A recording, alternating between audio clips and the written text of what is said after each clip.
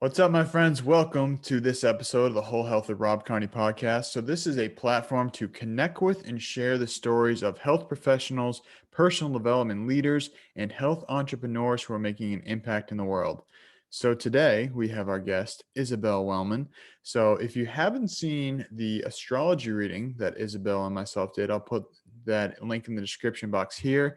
I've also been a guest on her podcast, so I'll put the link to that in the description as well. Check that out. We've had a lot of cool conversations together already.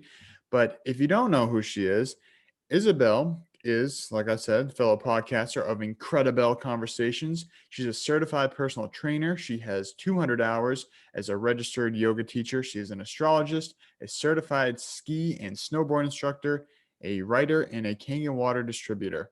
So, although it may sound like she juggles many trades, this movement junkie has devoted herself to utilizing her unapologetic energy to guide and encourage others to become mindful of their everyday choices. So, from the head to the heart, her mission is to cultivate a sacred and harmonious community where others feel welcome just as they are in order for them to rediscover their functional freedom. So, Isabelle, welcome, my friend. Thank you so much. Wow. This is so fun. Thanks for having me. Absolutely. It's always great to connect with you and have some more conversations. So, anytime that opportunity arises, we got to capitalize it. So, I'd love to just have you start. I just shared a little bit about you, but I'd love to just hear your story, a quick overview of where you came from and what got you to where you are now. Absolutely. So, if anyone doesn't know, I'm throwing up my hands, but I'm from Michigan and not the lower part, but the upper part. So, right on little old Lake Michigan, I was born and raised and grown up in the Midwest. It's different kind of lifestyle, and I think that it's kind of hard to understand more of it, but surface level, it's a lot of hunting, a lot of fishing, and a lot of beer drinking. So not really things I aligned with, and I was called to move out to Colorado right out of high school. I thought I was going to go to college, ended up taking a gap year that turned into a 5-year gap year with really fun certifications and learning immersed within those years. And then I found myself back in Michigan when COVID hit. And then once I became a little bit more in alignment with my purpose, what I was doing, I fell in love and I followed the boy out to Alaska. So that is just a really quick overview of kind of where I am. Awesome. And so I love to hear a little bit more of how you got interested in the world of holistic health and astrology and all that type of cool stuff. Because I find that, people usually have a reason or some little breadcrumb trail brought them there. So what got you intrigued in the world of health? This is something I don't typically share, but I'll share it today because it's pretty fitting. My aunt actually was diagnosed with cancer, cervical cancer, when I was in the 8th grade, and she wasn't, keeping up on her health, didn't really go to the doctors much, and that impacted me a really, really big amount, more than I thought it would. And at 12, 13 years old, someone I looked up to, like celebrated Christmas with, really like connected with in my family. Just my family wasn't very, you know, we would get together and we'd have gatherings and everyone would meet for the holidays, and those were the big important gatherings. Like besides that, never really saw family. My own like tight knit family wasn't super lovey dovey touchy. So having that connection with her was everything to me as a young woman. And when she was on her deathbed, basically, it was around a couple days after Christmas, and I remember sitting in the corner and just watching her in her bed, everyone going up and saying goodbye, all that jazz. And I refused to say goodbye until I was the last one. And so I go up and I'm holding her hand and I'm watching her starting to decay in front of my eyes as this 12-year-old girl. And I wanted to know. And then I wanted to change. I wanted to understand what was going on in her body. Why was this happening? And it was all above my head. I was just clueless. So she passed away that evening, And I ended up really embodying this weird sense of guilt. Like it was like I could have done something more, or I should have utilized our time better. And this somehow catapulted into me getting an eating disorder. I felt like I needed to suffer. I wanted to suffer as much as she did. I wanted to put myself through misery because she had gone through something miserable.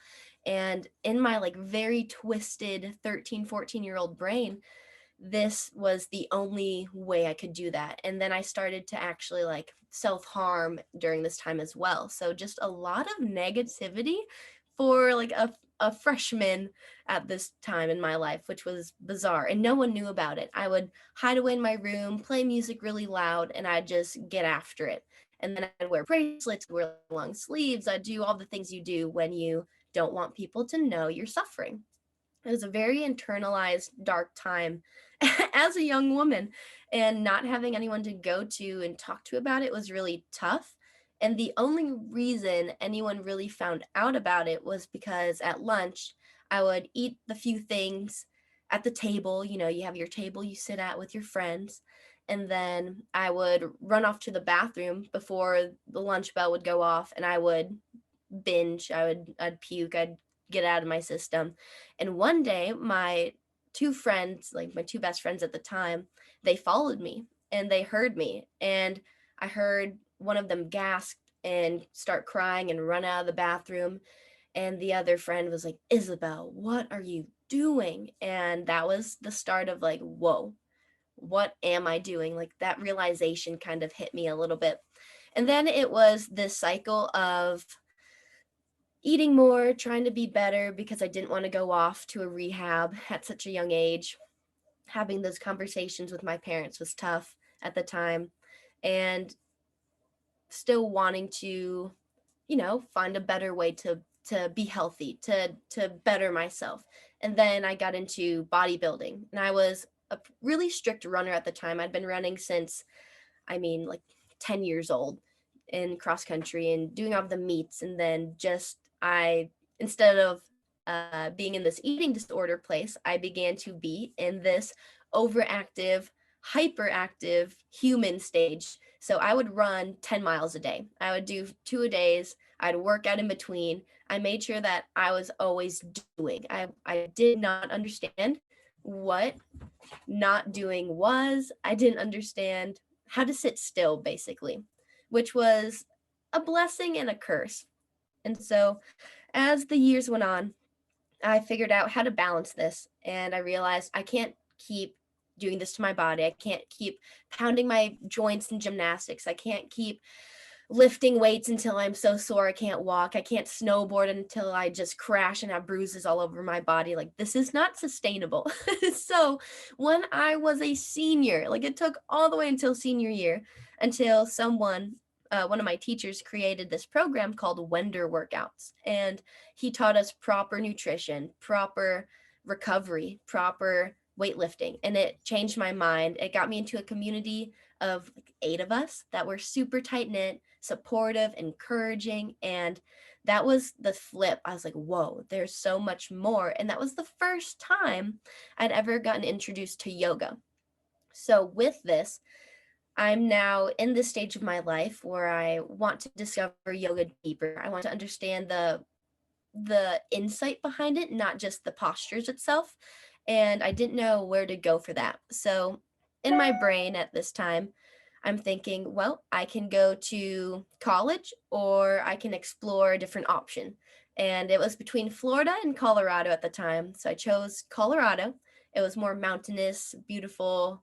It gave me the warmth and the snow, which I love to have that balance. And that is when I met one of like my little soul sisters in life, and she introduced me to more of the religious aspects and the beliefs of yoga and the Buddhist path. So that really shifted me. A couple years go by and I go to California. I get my 200-hour teacher training, and that's when life jolted me. I was in a relationship that was, it was good, but at the time I was in it reasons, and it did not allow me to go any deeper than what I was experiencing within my one intensive month of yoga. And then after that month, I didn't get to talk to anyone about what I had learned, experienced, and I was just sheltered again in myself with all of this knowledge trying to burst out of me with no one to go to.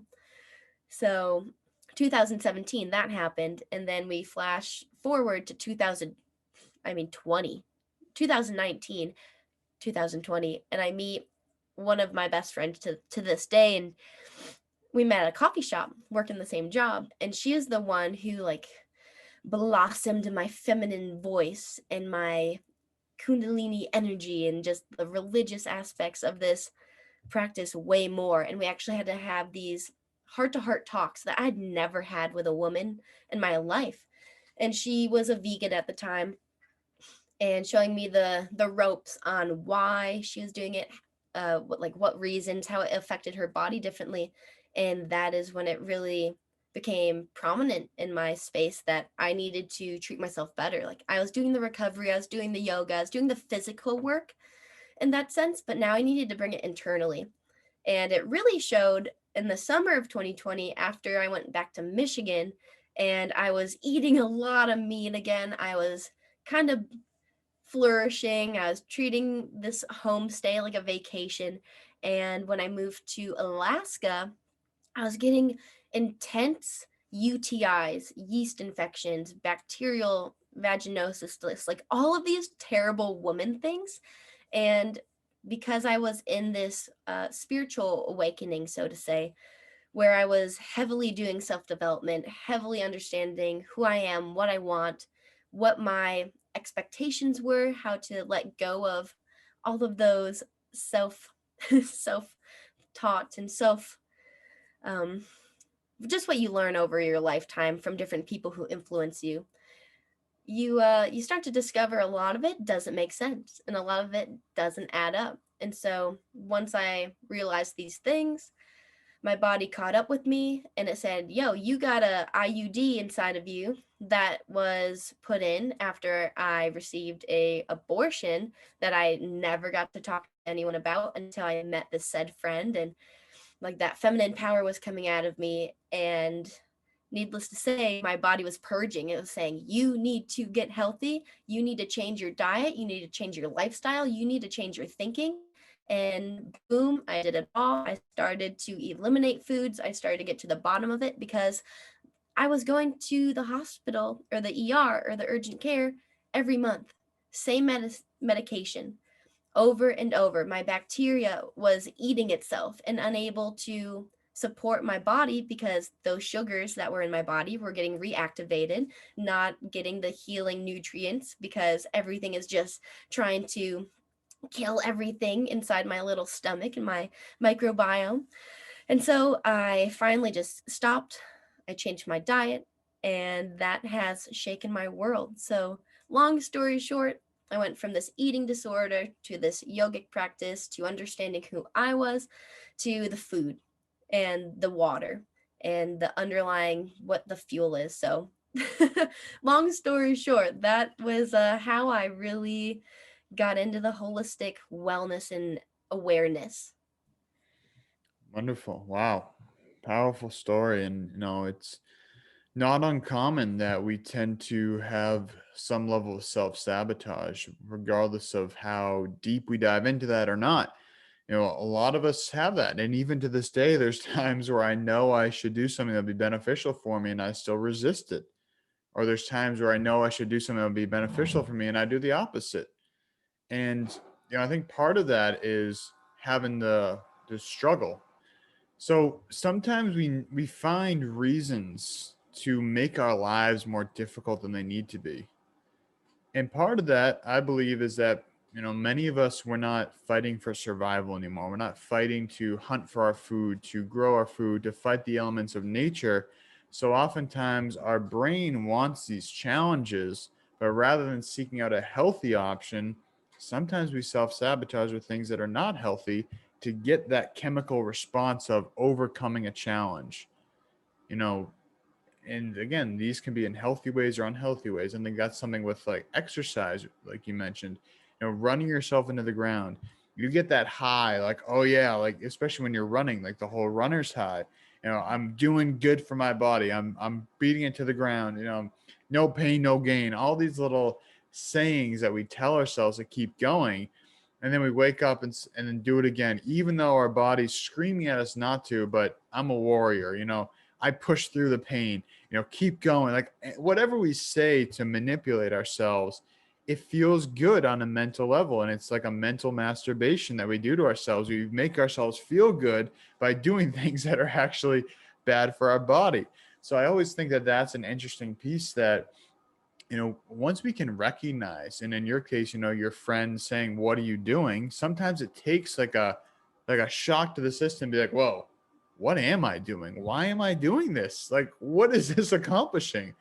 And once we have that wake up call, then we have the opportunity to change.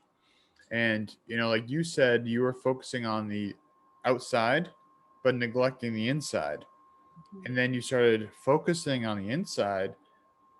And naturally, when you focus on the outside is going to have a better feel, look, appearance, all these things as well.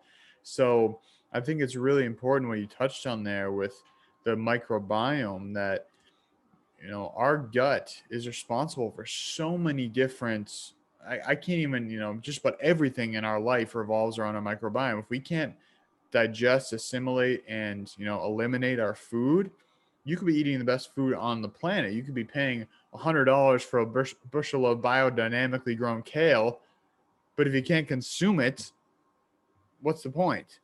So to me, a big factor is that if we can start to enhance our microbiome, if we can start to focus on things like clean water, clean foods, exercising enough but not too much, you know, stretching enough but not too much. There was a period of my life that I was trying to be as flexible as some of the women in my classes, and to some stretches I could do that, but for me that wasn't good. I started getting injured all the time. My muscles were too loose. My body wasn't meant to be that flexible. It wasn't meant to be that. Wasn't supposed to be able to bend over myself and put my forearms flat on the ground with my legs straight. And so I found very quickly that, just like anything, people be like, you're the most flexible guy I've ever seen, and be like, oh yeah, like kind of almost as a thing of pride. But then when I started getting injuries and I started realizing I couldn't pack on muscle because I was like Gumby, then it was a big wake up call. So there's so many different ways we self sabotage, and different ways of, again, kind of convincing ourselves that this is good and rationalizing that, ignoring the symptoms that are coming up. But at the end of the day, everything comes down to balance, and I say this all the time. There's no such thing as a good or bad tool. It's just Mhm. how you use the tool. Even when mentioning your eating disorder, if you are purging your body by vomiting, that's a tool. That's not inherently a good or bad thing. If you have poison in your body, you want to get that out. But in Mhm. the wrong environment, yeah, it can be the wrong tool. So I think that it's also very easy for us to label things as good as bad. But if we can just recognize nothing is really good or bad, it's just about how we use it. And that's really what it comes down to. I love that because that is something that I think in today's world, so much of us are consumed with needing to be perfect, needing to be overachievers, and yes, just burning ourselves into the ground with those overactivities, with overstretching, with having this expectation in our mind of what we need to be doing. Why do you need to be doing anything?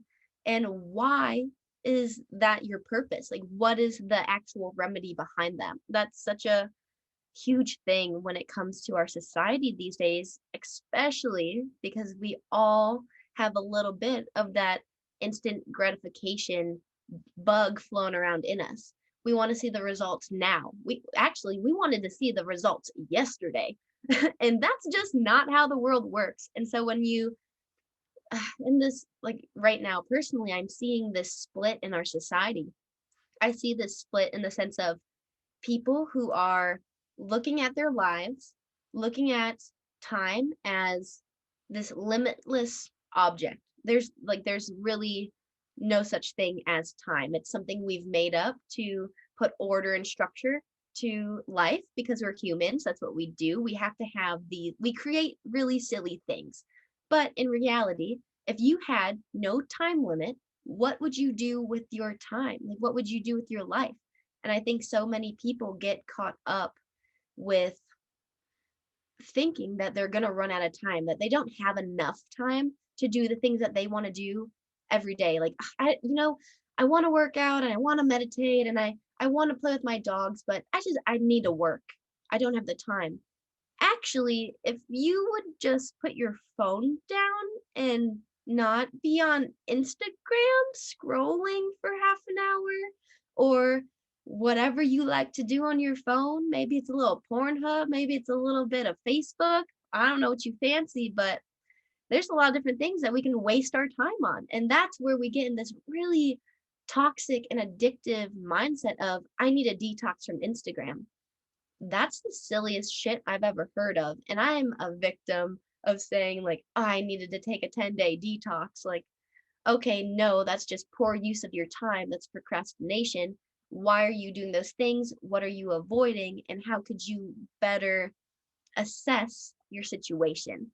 And so I think that just realizing that we can go slow, that we don't need to suffer in the sense of overworking ourselves, that we get to take these breaks, we get to analyze how we want to live this life, what we want this life to be, then we can see that split get a little bit smaller, where we have those people who are just really taught that they need to work a certain way, they need to do the 9 to 5, they need to suffer, they need to be unhappy, that they need to basically sacrifice their happiness for other people to be happy. Or you can take control of your life. You can make choices that are going to implement change that you're choosing. Like when you intentionally choose to change, that is when magic happens. But it's when you see a situation in your life and you don't choose to change what you disagree with, that is still being okay with that choice, which is, I don't want to live my life like that. Right. I agree. And, I think that one of my favorite things when I think about time is that when I go outside and look at nature, nature doesn't give a shit what it says on our clock. Nature's living and existing and just being. And I think that the most obvious example to me is the fact that we have daylight savings time. We are just manipulating time at our will. If we say, hey, why don't we just, let's just slow the clocks down. Let's just set them back an hour. Now that tells me right there, you just lost an hour time, or, you spring forward, or vice versa, you add or lose an hour here and there. And it's like, if time is so real, why can we just manipulate it? So I think it's important to recognize, like you said, that, time exists because of a human creation. It exists to give order to our society. Because if you say, hey, let's do this podcast. Okay, when? Oh, like no time. Nothing would ever get done. There'd be no way to organize with the people. Be no way for that communication, especially in a digital age. That being said, I like what you said about, how we manage our time. And that's something I think is really impactful when you take time away. I don't even like how I said that. When you shift your environment, you're not taking time away, you're shifting your environment, being somewhere new. Currently I'm house sitting at a house that I've never house sat before. I've never stayed here before. So it's a new environment. And so I notice a lot of my different habits are changing. Old routines that I usually do at my own house, I'm recognizing, wow, I can't actually do that here. Oh, I don't have that here. Huh. That's interesting. I was on autopilot for a lot of that time. What do I do now? So it gives the brain an opportunity to recognize all the habits that we do, all the things that we spend time or use time, whatever you want to use for verbiage there, however you use your time. And it's a very interesting experience. So I always recommend to people, if you feel like you're in a rut, if you feel like you're stuck, you feel like you have no control, you're in these bad habits, go rent an Airbnb for a weekend. Better yet, do it for a week. But if you even go for, I'd say, I find for me 3 nights is kind of the sweet spot. I feel like two, I start to get settled in by the end of the second day. Then it's like, oh, time to go. So I find that 3 nights is kind of my happy minimum there. So I always tell people, mix it up.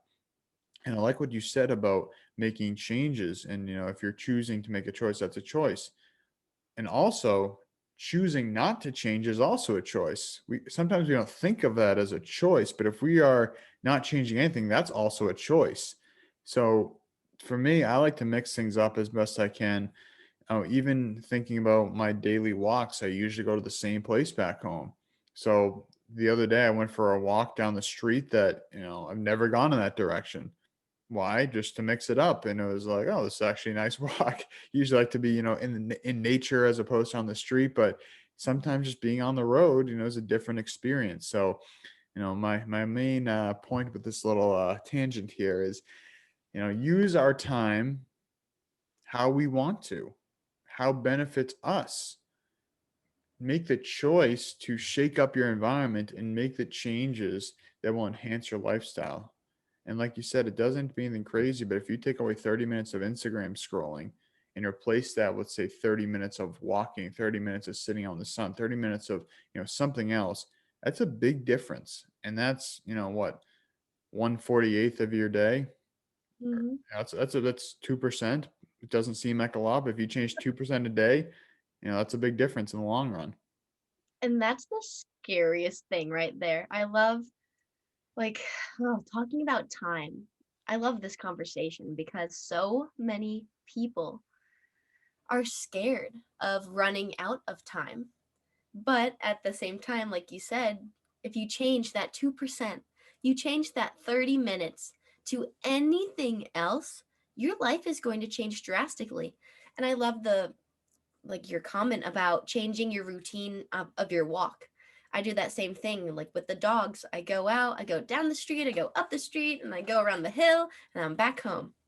Well, opportunity is going to lie where we are shaken. Like it is going to be in the unexpected places, because when we go on that autopilot, when we go on that route that we're always going on, when you drive to work the very same way every single day, you get used to your surroundings. You get used to who might be next to you.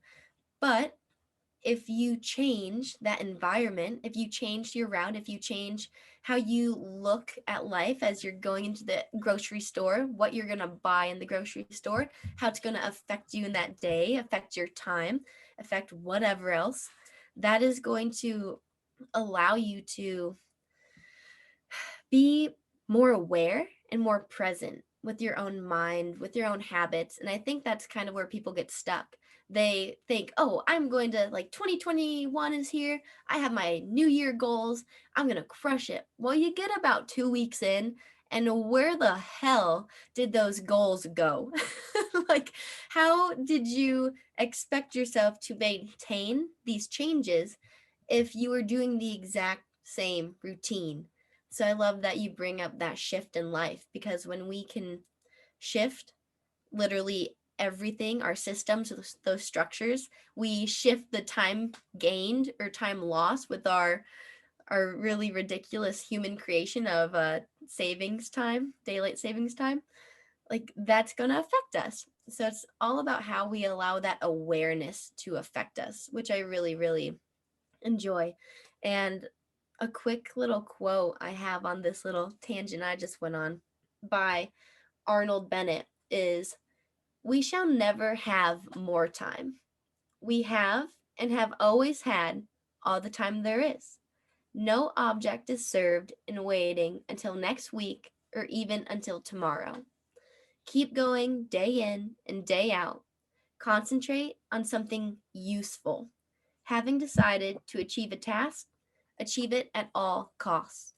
And I think the really impactful notion with this quote for myself is, if you want to see a difference in your life, whether that's in finances, in how you commit to relationship, and how you fuel your body, work out, whatever it is, you need to fully commit.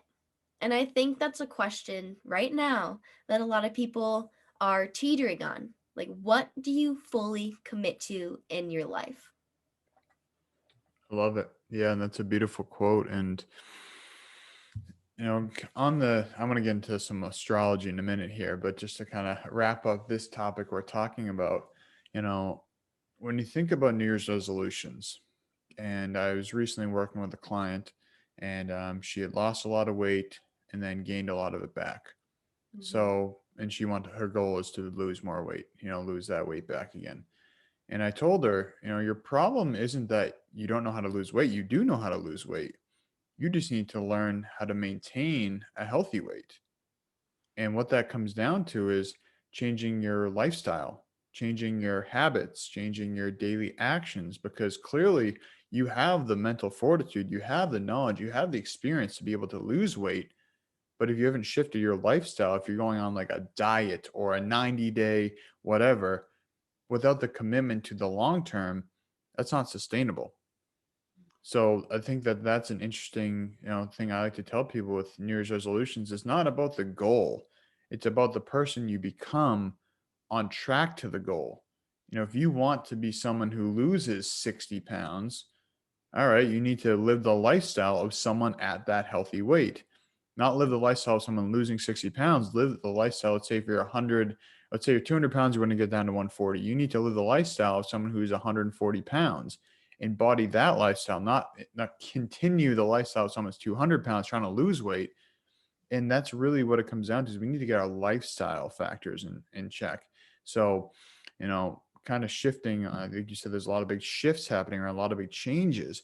And that's where, again, if you haven't watched the astrology session we did together, anyone listening, I am a complete newbie at all things astrology, but it's been appearing more and more in my life. One of my friends, his girlfriend is into astrology as well. She's been chatting with me about it.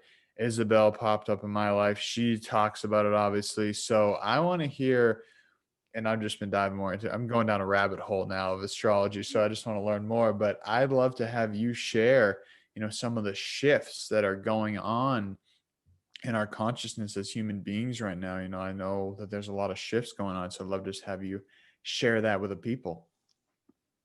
Oh yeah, this is this is one of my favorite topics. So thanks for opening that door. It is really, whether you this is just my forefront words right here right now. Astrology does not care if you believe in it or not, because it's still going to happen. Like, the planets are still going to move in space. You were still born at a certain time. And guess what?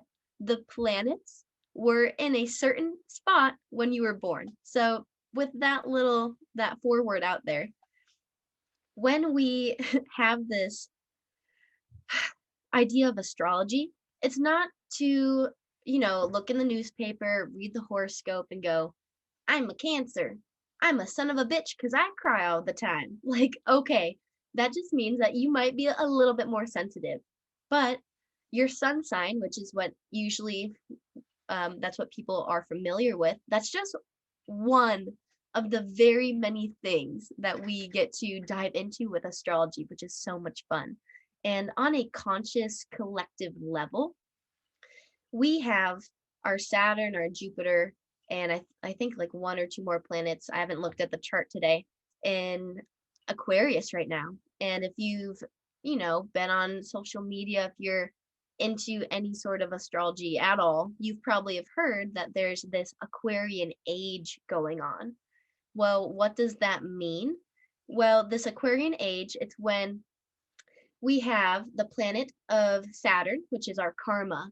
What we are, responsible for are the ways that we are being, and the planet of luck, the planet of expansion, the planet of change and joy and happiness. And it's like Santa Claus. It's going to bring you everything you want for Christmas. Like, I want a little red boom box. All right, I'm going to bring you that boom box. You can just jam out. But if you're irresponsible and you turn that music up to 5,000, mom and dad, they're going to take away that boom box. And then you don't get to enjoy that experience anymore. And that's kind of what we're being asked to look at a little bit more heavily is what do you enjoy and how are you allowing it to be effective in your life? How are you being attached to it in your life? Or how are you abusing it in your life? And this really circles back with our whole conversation. Say you want to make those changes. Well, are you going to abuse your mind? And are you going to be analytical and judgmental? Are you going to be hard on yourself? Are you going to stick in the same patterns of, I need to lose 60 pounds? I'm in that mindset of a 200-pound person trying to lose 60 pounds? Or are you going to be joyous and grateful that you have this opportunity that you're recognizing, like, hey, I want to be this way. I get to make this change. I get to be conscious. I get to be aware of my body, of my mind, of my spirit, what's going on around me, within me. And I get to imagine how happy I'm going to be when I'm that 140-pound person. Like, I love being that celery juice drinking human being who runs a 5K every day, but then stretches for 30 minutes and then enjoys a piece of chocolate at night because you fucking deserve it. So it's finding that balance, exactly like you said. And with this consciousness that we have right now, we are present time seeing this shift with our sun in Pisces, which is the dreamer, the escape artist, the two fish that are pulling each other in different directions, the creative, the artist. It's everything that you want in your life to come into fruition with this other water sign of Scorpio in our moon. So it's our emotional world. It's those darker spaces that we may be a little secretive of, or a little bit more, like it's a little voodoo. It's a little bit like going into the sex world, into the rebirth, into the death, into hardship, into bigger financial decisions. And how are we going to bring this together into the here and now with these futuristic, expansive, karmic undertones that we're getting from this Aquarian energy that's going to go on for the next 2.5 years? How are we going to recreate the structures of our life? How do we want people to see us? Not just from the outside, but from the inside. How do we want to look at ourselves? So I think the biggest question that could invoke some thought for everyone today is, how will you love your life today? And how will that carry out throughout the rest of this year solely? Or what could you do to intend on gardening that intention? Beautiful. So just to be clear, the Aquarian age is that of the feminine, correct? It's a little bit out of that area, yeah. It's an air sign, so it's all about our communication, our friendships. It's the humanitarian. It is the collective. It wants to be rebellious and it wants to shake the world. And you, my friend, like we've talked in our astrology reading, have your Saturn in Aquarius. You're going through that Saturn return soon, which is so exciting. It just makes me all giddy and buzzed up. But that shit's important. And let's look at your life right now. Your businesses, what you're doing online, this podcast, how you start IG lives. All of these things are Aquarian energies, and you're rebelling because you're revolving your world around this holistic health method. You want to bring community together beside the odds of the ridiculous regulations that are going on right now. Like, fuck your mask and fuck your social distancing. Like, I love you if you are in a compromised body, and I totally understand. But guess what? Most of the disease that is, being impacted by this coronavirus, because our flu suddenly went away, um, it's a chronic illness, pinpoint like this. So let's imagine an arrow, and you're pulling back your bow. The arrow's COVID-19, the bow's pointing at chronic disease. You release it and it's hitting cancer patients, it's hitting respiratory disease, it's hitting obesity, it's hitting these conditions that are, guess what, created by the human. We did not have this shit back in the day when we were eating off the land, when we were treating our planet like a goddess, as she is. I get really passionate about this. But needless to say, I love you guys. But it's all about the fucking body and what you're doing to yourself.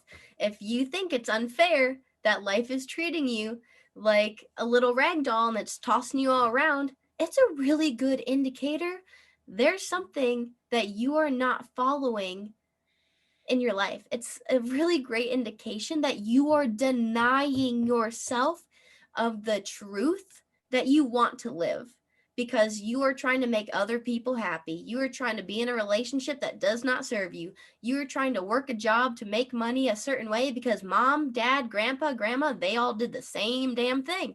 Religion, like it affects everything. And in this life, it is okay to be selfish, and I'm giving you permission to look into your astrology chart to come talk to me so that I can give you the right permission slip on what you need to do in order to bring these, a little bit easier systems and changes that make you happy into your life. To look at yourself from an observant point of view, an omniscient overtone, and go, oh wow, I did that really silly thing. I can laugh at it and then I can change. I love it. Great little piece there that got me fired up. So thank you. And it's something, I think a big thing, one of the challenges I see is that in our Western model of medicine, or call it healthcare rather than medicine, we tend to target symptoms. And like you said, obesity is a symptom of a poor lifestyle. Cancer is a symptom of, stress, inflammation, toxicity. So while we're not downplaying the fact that these things are very real and they are hurting a lot of people, my point with this is that let's not deny the symptoms by covering them up. Let's find what's the root cause of the symptom. Why am I obese? What is the lifestyle that I'm living? Is it because I'm eating McDonald's every day? Well, yeah, that may be putting a factor in why you're so toxic, why you're gaining weight. Am I moving on that? Oh, if you're sitting at a desk for 8 hours a day, then driving home for an hour and then sitting in front of the TV all day, that's probably a factor too. So these symptoms, like you said, a virus, for most of us, if we have a healthy immune system, a virus is not going to be able to do much. We have viruses in us right now. We all have viruses in us. We all have pathogenic bacteria in us right now. But come back to the gut microbiome, with our, and like our virome, like our different viruses, we have good and bad viruses as well. So the fact that we have all these things is actually, I'd say, a good thing. We have an opportunity to strengthen our immune system by coming into a new foreign object that for people that have less than 2 comorbidities, they're probably going to be fine. So if you don't have chronic diseases, like you said, it's probably just, a little weight training for your immune system at the most. So I think it's important to recognize that, these things exist. Yes, I believe there is a virus out there. Do I believe it's deadly? For some people, yes. For most people, no. Like you said, are these regulations you put in there overreactions? 1,000,000%. So now it comes down to what can we do with the given circumstance, to show that there's a better way. And like you said, it comes down to communication, good communication, clear communication, not combative communication of who's right and who's wrong. It's, hey, let's have a conversation. Let's share. How do you feel about that? Okay, cool. This is how I feel about that. Oh yeah, I see your point. Having conversation without the intention of being right or proving the other person that they're wrong, but allowing space for communication. And the other piece you said is community. And I think that's something that while we're told other people are infested sacks of shit, they're going to get us killed, maybe it's important to recognize, hey, maybe that's not true. Maybe that I should be spending more time with people. Maybe I shouldn't be hand sanitizing my hands every time I touch a doorknob. So it's really, and comes back to that balance.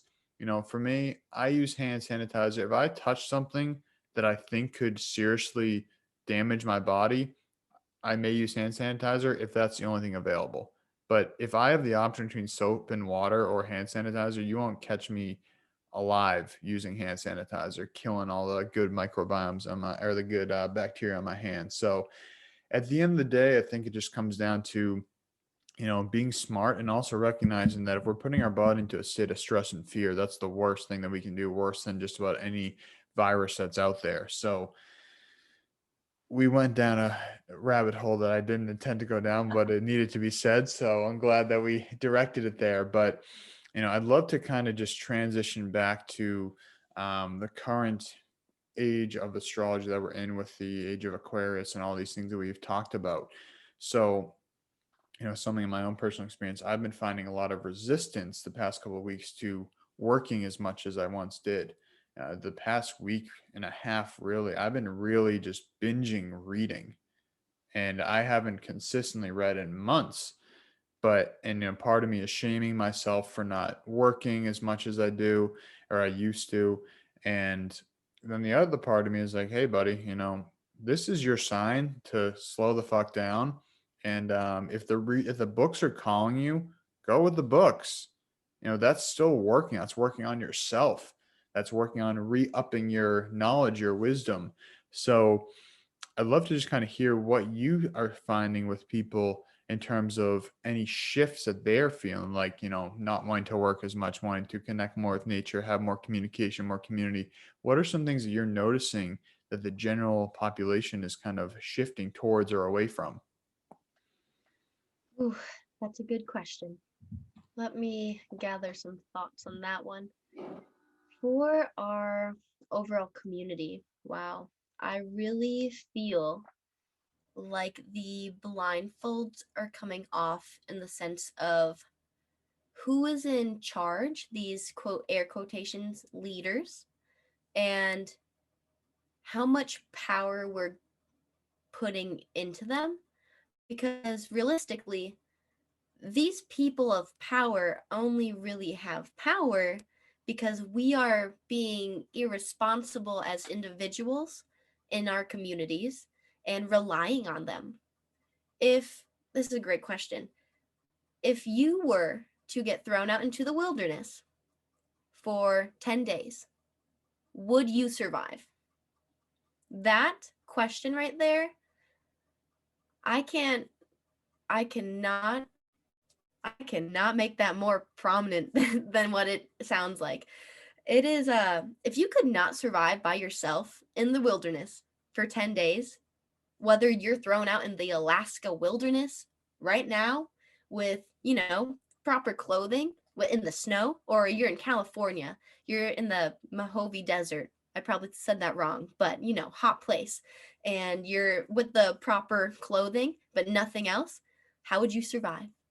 Those that's something that I think a lot of people are waking up to with that analogy, that just thinking of how they can operate a little bit more independently aside from these higher powers. Like right now, we had that quick conversation before starting crypto, that money. We're going to see a lot of change with this Aquarian energy, this what is it, the word, like this deconstruction of our money system. How is that going to look like in 1 year from now, 10 years from now, 20 years? Is it going to be completely gone? How is it going to shift? How is it going to remold itself? How are we going to see this energy exchange be? And lately, personally, I've been exchanging energy for people, like with my conscious alignment training, where they're getting training from me for service of theirs in return. So instead of money, I'm getting maybe a logo made for a free month of training, or I'm getting a what's something else I've done? Or like free cacao from a friend that's from Mexico, and like the sacred union. Oh, it's delicious. But for an astrology reading, like it's so much more fun to see these trades that we get to exchange versus this money exchange, and just seeing these different shifts in our lives of how we can go about that. But that's just kind of the biggest thing that comes to me, is how are we going to be more independent as these communities? And I'm not sure if you're familiar with Dr. Zach Bush, but he is a phenomenal guy, and he talks a lot about the microbiome, how we really depended on this, our bodies, our systems, as like the cell being the most important just creation in the world. Well, actually, like, sure, like, that's very important within our bodies, but that microbiome, that's where all life is coming from. Think about where your heart, where your stomach, where all the intestines, excuse me, lie. That's in the center of the body. That is within our core. And if the core is not responding, if it's being treated poorly, how do you expect that to go out to your arms? How do you expect that to go down through your legs? How do you expect that to go all the way up into your brain?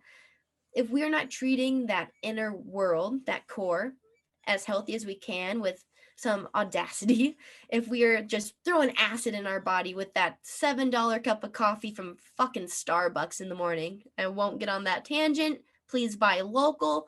Do not give in to the big companies. Please, God. I'm a bit.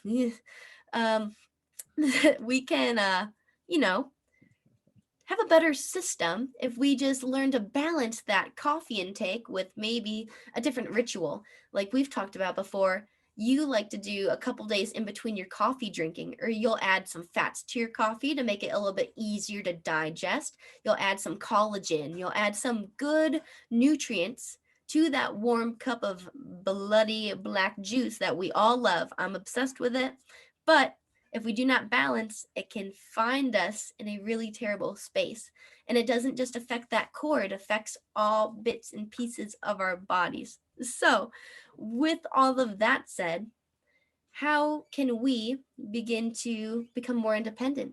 How can we bring these aspects into our communities, which I think everyone, if they don't know what you're doing, they need to look at what you've created. Like with your ice and iron community, for example, you wanted this healthy place, a safe place where people can come and meet in this tribal essence, go through some suffering that is good for our bodies, this good stress, where our parasympathetic nervous system is going to undergo some breath work, that cold therapy, some intense working out, getting that physical juju ramped up, and then talking about it, getting the emotional aspect of our lives in and out.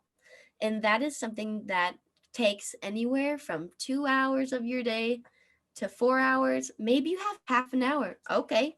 Do breath work for 5 minutes. Do some active movement for the next 15. Do some stretching for the next however long the rest of that 30 minutes is. Boom. You just did something good for your body that's going to balance out those other inflammations that you're doing throughout your day.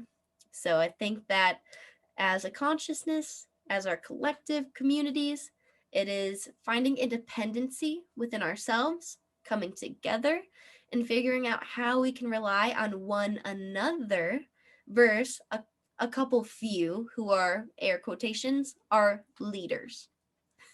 Love it. 100% agree. And I think a lot of it starts with, like you said, supporting local companies.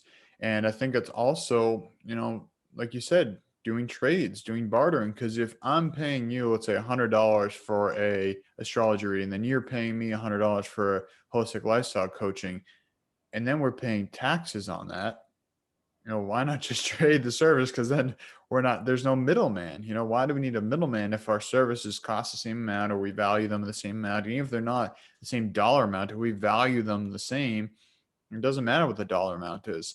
And I think also, on that note of getting uncomfortable and getting more resilience, if you, like you said, if you can't survive in the wilderness, you need to get your resilience up.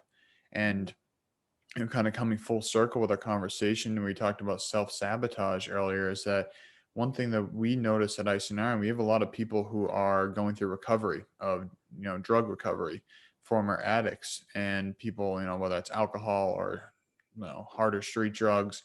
But a lot of them, I think, find through the breath work, changing your chemistry. I think that's a lot in the ice baths. A lot of people like to change their chemistry, hence the drugs, hence the addiction to exercise. You're shifting your chemistry. So how can we shift our chemistry in a way that's more beneficial? And yeah, you're going to feel that change, but there's no cost at the other side. It's not like you get a breathwork hangover. You don't get an ice bath hangover. You may shiver for, half an hour after, but there's not the drawback that comes with some of the other things. Like, again, even with exercise, obsessive exercise, like you said, you might not be able to walk downstairs. I remember at times I do leg workouts, I couldn't even squat in the toilet to go to the bathroom because it hurt so bad. So, and I think that that's something, that's too far. And you'd say that to be like, oh yeah, like you had a good workout then. It's like, no, I did too much is what that means. That's not, I had a good workout. I did too much of a workout. So I think at the end of the day is if we can recognize that, hey, we are incredible healers, incredible leaders of ourselves. We have the ability to do whatever it is we want. And if we take our power back, if we take the freedom back, we take our way of serving ourselves back. And that could be growing your own food. That could be supporting local farmers. That could be supporting small businesses. That could be doing some trading, bartering. That could be learning to, hey, can I walk in the woods for an hour even with a backpack on? Am I able to carry my weight? If I had to go camp out here, could I do that? And just doing like push your limits, not so far, but enough that you get a little uncomfortable. Like, I'm not saying go to freaking Zion National Park tomorrow with a backpack for 7 days if you haven't hiked in 6 years and have no idea how to survive. Yeah. Start small and build up. But at the end of the day, we're a lot more powerful than we believe we are. There's a lot of shifts happening. And rather than fighting them, trying to cling to the way things were, how we want them to be, step back and surrender and look from an unbiased perspective. And I think that's something that really helps me is trying to be as emotionally detached from what's happening as possible. And there's actually this one of my favorite, it's not one of my, it is my favorite fantasy book series. And the main character, he's this stoic warrior who basically was raised in a fort and basically had his emotions, beaten out of him in a sense that he did so much training that he is no longer as like any emotions, which I'm not saying go that far, but I draw attributes from this character where he looks at everything and says, he doesn't label them as good or bad. He doesn't get emotionally charged on things. He just looks at them and says, all right, what should I do? What's the best thing to do? How do I go about this? And it's not, I wish it went this way, or I hope it goes that way. It's like, all right, we have this here right now. Let's make the most of it. And that's what it comes down to at the end of the day. We have an opportunity. Things are changing. Let's go with the flow, direct it as best we can, nudge it in the direction that we think is best for humanity, but don't get too attached to things. So we could go on and on for probably 6 more hours, Isabelle, but I think that we're reaching a point that we've come full circle here. So I'd love for you to share, and I see your pups playing in the background. You got an adorable little puppy there. So I'd love for you to share, how people can get in contact with you, or if you want to say any final words of wisdom, where people can learn more about you, get in contact, and book a session with you. Absolutely. Thank you. I agree. I think we could talk for all day, all hours, and I can't wait to come together in person and have some sort of event together because that will be magical. But the best way to reach me, I'm pretty active on Instagram. You can find my personal Instagram at Isabelle Wellman, or my conscious alignment method training, which is the involvement of the body, the mind, the soul. And this deals with doing a training program that's going to be positive, where you're creating those changes based on the lifestyle that you wish to have, looking at that. What do we need to be implementing to live that lifestyle already? And then getting some astrology in there, getting some positivity, getting some goals out there. So it's a nice big combination. And also for my website, that is incredibelleconversations.com. And that's where you can find the podcast, the training, the astrology, all the good stuff is there. And those are the biggest ways you can reach me. Otherwise, you can reach out to me via email, and that is consciousalignmentmethod@gmail.com. If you want to sign up for my newsletter, I do one newsletter every month, and it's just full of goodies of discounts on training and apparel. It's got discounts on astrology readings, but then what's going on in the stars for the month, what is going on with nutrition. So a fun recipe to try, a little challenge, and those are the biggest things that I'm working with right now. And I apologize if you can hear the dogs playing in the background. They're getting a little rowdy. Well, awesome, Isabelle. Thank you for being here. Thank you for sharing everything that you are and every piece of you. So everybody check out all the cool stuff Isabelle is doing. I'm going to put those links in the description box if you didn't catch it, where she was saying it there. And if you're, watching, you probably saw some cute pups wrestling in the background. If you're listening, thank you for listening. And until next time, have the best day ever. Talk to y'all soon. Hey, thanks so much for listening to this episode. Really appreciate the support. And it's funny, I had a cool conversation yesterday, actually, at one of our Ice and Iron events that one of our members came up to me and said, hey, my dad's a big fan of your podcast. He's been binging all your episodes. And he was a little starstruck that I was getting to meet you today. And that was that completely made my day, first of all. And also just reminded me that we never know who these episodes are going to resonate with, who they're going to help. Who can we support by sharing this? So if you found this episode remotely interesting, which if you got this far, I'm sure you did. If you found like this could help somebody out, please share this. Please like, please subscribe.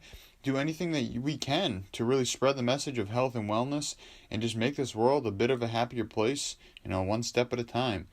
So I really appreciate your support. Anything you can do to support the channel between sharing this, liking, and subscribing, like I mentioned.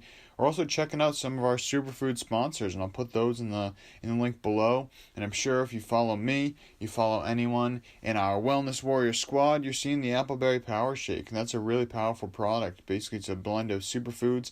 We got some organic spirulina, wheatgrass, alfalfa leaf, bunch of other really great stuff in there to really get you essentially like a whole food multivitamin. I'm not a big fan of isolates in terms of multivitamins that they basically just throw a bunch of vitamins in there.